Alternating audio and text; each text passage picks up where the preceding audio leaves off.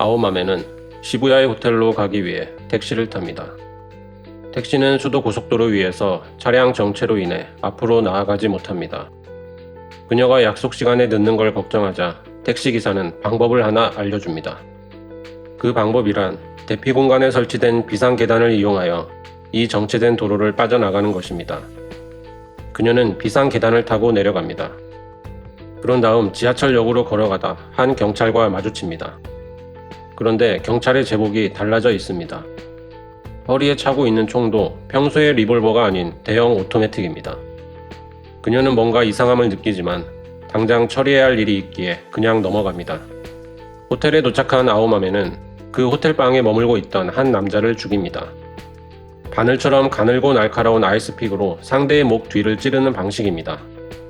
그녀가 그 남자를 죽인 이유는 그가 자신의 아내를 폭력적으로 학대하는 인간이었기 때문입니다. 댕고는 학원의 수학 강사입니다. 동시에 소설가의 뜻을 품고 있습니다. 어느 날 댕고는 편집자 고마스로부터 제안을 받습니다. 그 제안이란 다음과 같습니다.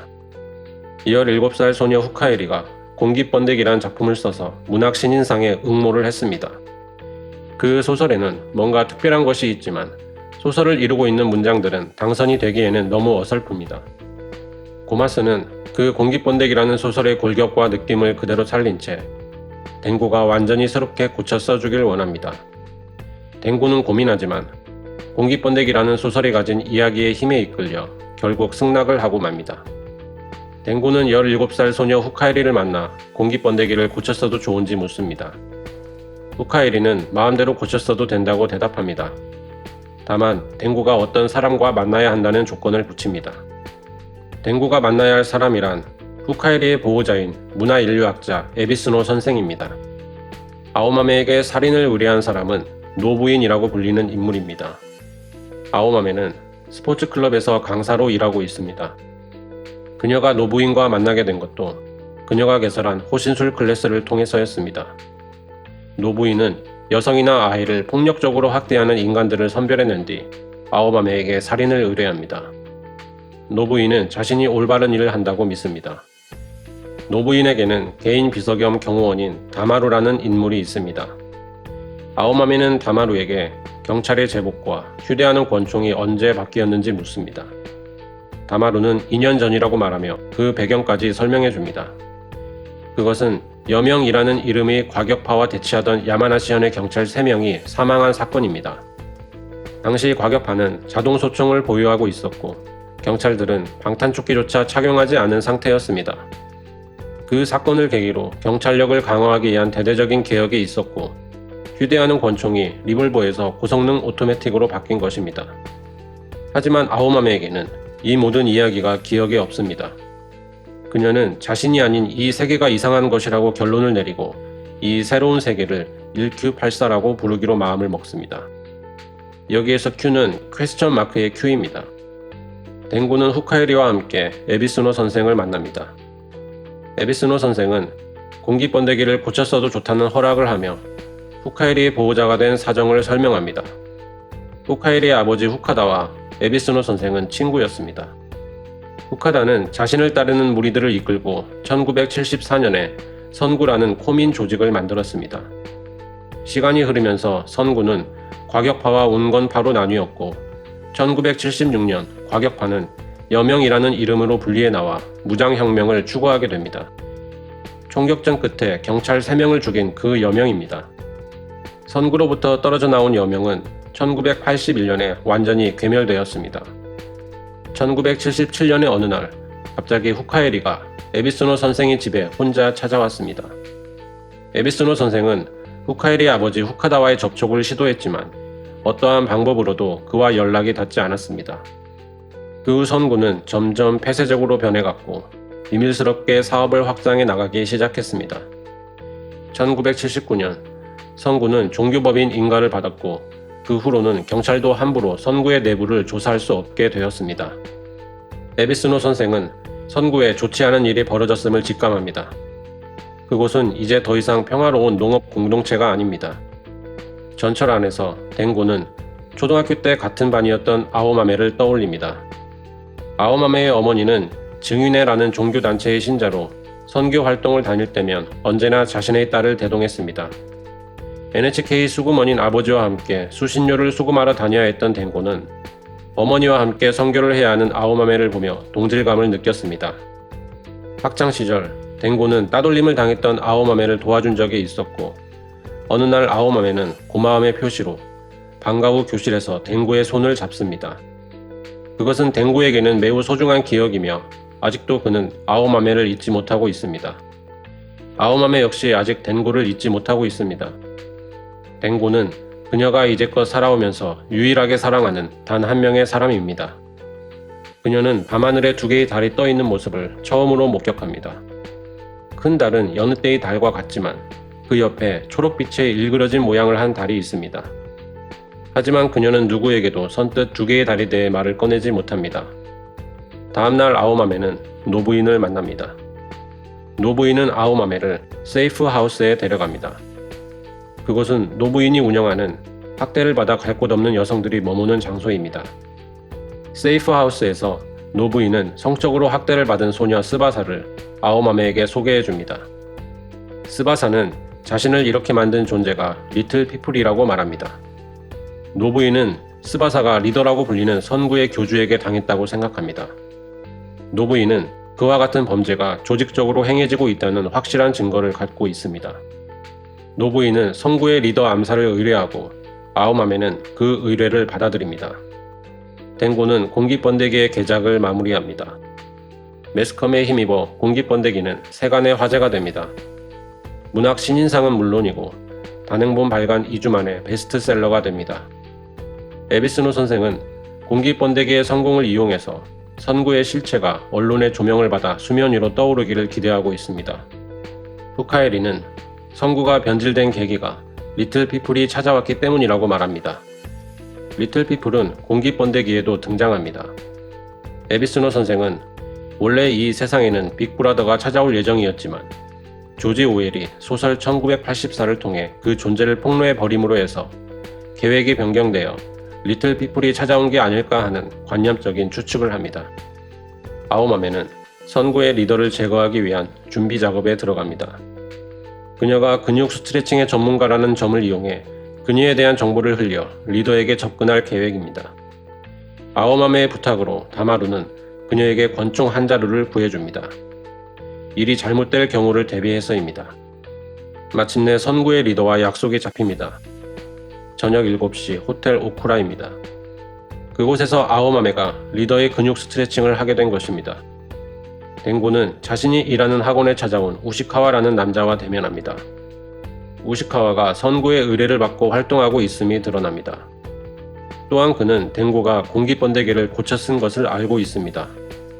리틀 피플을 폭로한 공기번데기 사태를 수습하기 위해 선구는 댕고를 필요로 하고 있다고 우시카와는 암시합니다. 선구의 입장에서 보면 공기번데기의 파급은 전염병 같은 것이며 댕고와 후카이리는 병원균을 옮기는 메인 캐리어라는 것입니다. 아오마메는 어두운 호텔방에서 리더와 만납니다. 리더는 자신의 몸이 이따금씩 마비되듯 돌처럼 딱딱해지고 그럴 때면 무녀들과 교접을 한다는 비밀을 밝힙니다. 무녀들의 역할은 후계자를 잉태하는 것입니다. 마비가 풀리면 리더는 극심한 육체적 고통에 시달립니다. 아오마메를 부른 것도 그 고통을 경감시키기 위해서였습니다. 아오마메는 리더의 근육을 스트레칭합니다. 그녀는 마지막으로 목의 근육을 풀겠다고 말한 후 몰래 아이스팩을 꺼냅니다. 하지만 뭔가가 마음에 걸려 망설입니다. 그때 그녀가 무엇을 하려는지 알고 있던 리더는 망설이지 말고 자신을 끝내달라고 말합니다. 아오마메는 죽음이 오히려 그에게는 축복인 것을 알게 됩니다. 차라리 그를 살려두어 끔찍한 육체적 고통에 허덕이게 만들고 싶습니다. 그러자 리더는 만약 자신에게 죽음을 선사해준다면 댕고의 목숨은 구해주겠다고 거래를 제안합니다. 후카에리는 며칠간 묵기 위해 댕고의 집에 찾아옵니다. 밤하늘에 천둥이 치기 시작합니다. 후카에리는 댕고에게 어떤 일이 일어나려 하고 있으며 그 때문에 리틀 피플이 날뛰고 있다고 말합니다. 호텔방 안에서 리더의 설명이 이어집니다. 리더는 이곳이 1984년이라고 말합니다. 리틀 피플이라 불리는 존재들이 들어오면서 1984년에서 1Q84년으로 레일 포인트가 전환된 것입니다. 1Q84년의 밤하늘에는 달이 2개 떠 있지만 모두에게 2개의 달이 보이는 건 아닙니다. 즉, 이곳이 1Q84년임을 아는 사람은 한정되어 있습니다.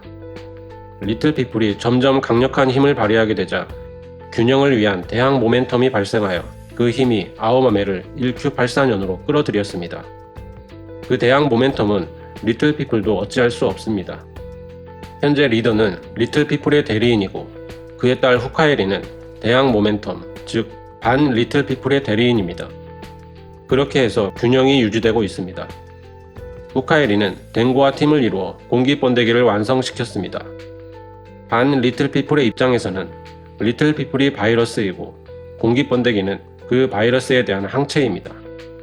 아오마메가 특별하게 선택되어 1Q84년으로 이동하게 된 것은 댕고와 아오마메가 서로를 강하게 끌어당기고 있었기 때문이었습니다. 만약 아오마메가 리더를 살려두면 리더는 여전히 리틀 피플의 대리인이기에 리틀 피플은 리더의 대칭점에 존재하는 후카에리의 주변 인물들에게 위해를 가할 것입니다. 특히 댕고는 아직 리틀 피플의 공격에 취약합니다. 이 세계에서 배제될 가능성이 큽니다.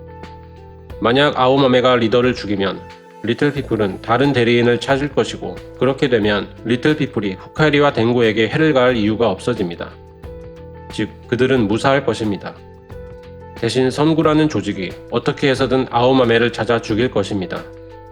이 양자택일의 상황에서 아오마메는 리더를 죽이는 쪽을 택합니다. 아오마메가 리더를 죽이는 순간, 동시에 리틀 피플이 가장 날뛰던 순간, 댕고와 후카에리는 다의적으로 교접하며 앵마기를 합니다. 교접을 하는 중에 댕고는 환상 속에서 10살의 초등학생이 되어 있습니다. 소년 댕고는 교실에 있습니다. 그때 소녀 아오마메가 다가와 소년 댕고의 손을 잡습니다. 두 사람 사이에 진한 감정적 교류가 오고 갑니다. 소녀 아오마메가 댕고의 손을 놓고 가버리는 순간 현실의 댕고는 사정을 하고 맙니다. 그 후 댕고의 머릿속에 아오마메를 만나야 한다는 생각이 자리 잡습니다. 리더를 죽인 후 무사히 호텔을 빠져나온 아오마메는 다마루가 예비해둔 고엔지의 맨션에 몸을 숨깁니다. 댕고는 아오마메의 행방을 찾기 시작합니다. 하지만 쉽지가 않습니다. 아오마메가 자신의 손을 잡던 날을 회상하던 댕고는 그때 하늘에 하얀 낫달이 떠 있었음을 떠올립니다. 어린 아오마메와 댕고는 손을 잡은 채 함께 그 달을 보고 있었습니다. 댕고는 집 근처 놀이터의 미끄럼틀 위에서 달을 바라봅니다. 그때 댕고는 평소의 달 옆에 또 하나의 작은 녹색 달이 떠 있다는 사실을 깨닫습니다. 댕고는 자신의 눈앞에 보이는 2개의 달을 믿을 수가 없습니다. 하지만 그로서는 이 이상한 현실을 받아들일 수밖에 없습니다. 맨션에 몸을 숨기고 있던 아오마메는 베란다로 나와 달을 보고 있다가 문득 도로 건너편 놀이터의 미끄럼틀 위에서 한 남자가 달을 보고 있는 모습을 발견합니다. 그 남자 역시 2개의 달을 보고 있을 거라고 확신한 아오마메는 곧 그 남자가 댕고임을 깨닫습니다. 고민 끝에 밖으로 나가지만 그는 이미 사라져 있습니다. 다음날 아오마메는 위험을 감수한 채 맨션에서 나와 택시를 타고 수도 고속도로로 갑니다. 예전처럼 수도 고속도로는 차량들로 꽉 막혀 있습니다. 비상계단이 있었던 위치 부근에 택시가 도달하자 아오마메는 택시에서 내립니다. 그녀는 하나의 시도로서 그 비상계단을 다시 한번 내려가 보려고 합니다. 혹시 이 방법을 통해 원래 세계로 돌아갈 수 있는지 확인하고 싶었기 때문입니다. 그러나 긴급 대피 공간까지 간 그녀는 그곳에 비상계단이 없다는 사실을 알게 됩니다. 출구가 막혀버린 것입니다. 단념한 아오마메는 가지고 간 권총을 꺼내 자신의 입 안에 넣습니다. 하지만 그녀는 결국 방아쇠를 당기지 않고 다시 맨션으로 돌아옵니다. 댕고를 다시 만날 수 있을지도 모른다는 희망을 잃지 않았기 때문입니다. 선구 쪽 인물들이 우시카와를 압박합니다. 빨리 아오마메의 행방을 알아내라는 것입니다. 우시카와는 조사를 통해 아오마메와 댕고가 같은 초등학교를 나왔음을 알게 됩니다. 공기 번데기를 개작한 댕고와 리더를 죽인 아오마메와의 연결고리를 확보한 것입니다. 우시카와는 댕고의 아파트 1층에 새를 얻습니다. 그런 다음 아파트 현관을 드나드는 사람들을 관찰하고 촬영하기 시작합니다. 댕고의 뒤를 미행하던 우시카와는 하늘에 2개의 달이 떠 있는 모습을 목격합니다. 그때 아오마메는 자신의 맨션 베란다에서 건너편의 놀이터 미끄럼틀 위에서 달을 관찰하는 우시카와를 발견합니다. 우시카와 역시 두 개의 달을 보고 있는 것이라고 확신한 아오마메는 그가 덴고와 연관이 있을 거라고 생각합니다. 아오마메는 우시카와의 뒤를 미행합니다. 우시카와가 아파트 현관 입구로 사라진 후 그 뒤를 따라 들어간 아오마메는 우편함에서 가나와라는 성을 발견합니다. 그것은 덴고의 성입니다. 다시 맨션으로 돌아온 아오마메는 다마루에게 연락해 우시카와가 머물고 있는 아파트 주소를 알려줍니다. 우시카와가 너무 많은 걸 알고 있다고 판단한 다마루는 우시카와를 죽입니다. 또한 다마루는 그 아파트에 살고 있는 가나와라는 성을 가진 사람이 덴고라는 걸 아오마메에게 알려줍니다. 아오마메는 덴고에게 메시지를 전해줄 것을 다마루에게 부탁합니다. 저녁 7시에 그 미끄럼틀에서 만나자는 메시지입니다. 다마루에게서 아오마메의 메시지를 들은 덴고는 저녁 7시에 맞춰 미끄럼틀로 갑니다. 두 사람은 미끄럼틀 위에서 마침내 만납니다. 아오마메는 덴고에게 이곳을 떠나야 한다고 말합니다. 택시를 타고 이동한 아오마메와 덴고는 수도고속도로의 비상계단을 아래에서부터 위로 올라갑니다. 예전에 아오마메가 1Q84년으로 들어왔던 것과 정확히 반대의 과정입니다. 계단을 타고 올라가 수도고속도로의 대피공간에 이른 두 사람은 하늘에 달이 하나뿐임을 알게 됩니다. 그런데 광고판의 호랑이 그림이 전에 보았던 것과 달리 좌우가 반전되어 있습니다. 이 세계가 원래의 1984년인지 아니면 또 다른 세계인지 아오마메는 알 수가 없습니다. 하지만 적어도 1Q84년이 아닌 것만은 확실합니다. 마침 수도 고속도로 위를 지나가던 빈 택시를 탄 아오마메와 덴고는 그곳을 나와 호텔로 갑니다. 달이 잘 보이는 스위트룸에서 사랑을 나눈 후 두 사람은 해가 뜰 때까지 함께 달을 바라봅니다.